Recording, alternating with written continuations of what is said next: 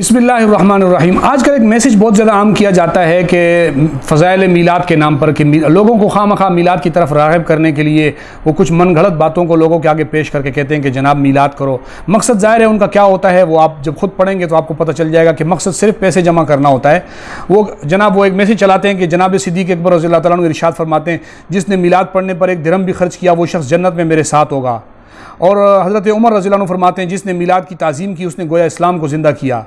इसी तरीके से हज़रत उस्मान गनी इरशाद फरमाते हैं, जिसने मीलादुन्नबी पढ़ने पर एक दिरहम भी खर्च किया गोया वो जंग बदर और हुनैन में हाजिर हुआ।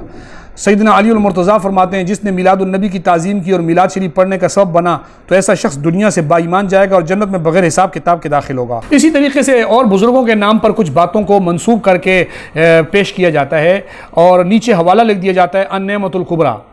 मैं सबसे पहले आप हज़रात को ये बता दूं कि ये अन-नेमतुल कुबरा किताब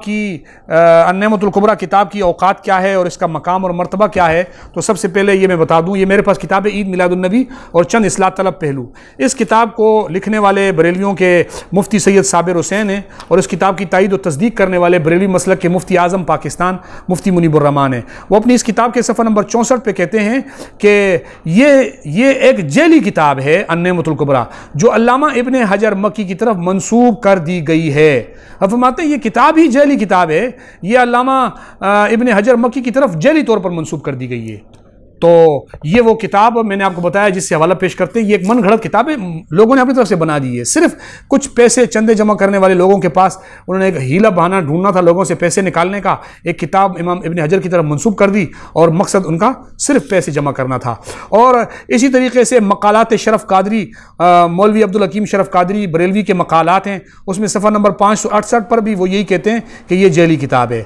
इसी तरीके से माहनामा अल-बर लाहौर में 2012 में जो है उसका शुमारा है, उसकी सफ़ा 23 पर भी ये लिखा गया है कि ये किताब एक जेली और मन गढ़ंत किताब है।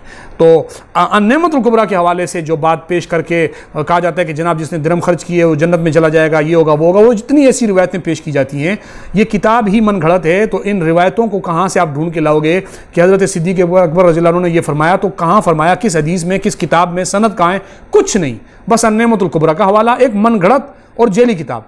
अब सवाल ये पैदा होता है, ये मन गढ़ंत और जेली किताब, ये मन गढ़ंत, ये किसकी गढ़ंत किताब है, ये गढ़ंतू किसकी है? मन गढ़ंत तो है लेकिन किसके मन ने घड़ी है? आइए वो भी आपको बता देता हूँ। ये मेरे पास नेमत कुबरा किताब है, आप खुद दे सकते हैं कि ये जो मन गढ़ंत जिसको बरेलवी खुद करार दे रहे हैं ना, ये जिनके मन ने घड़ी है ना, वो बरेलवियों का मन है।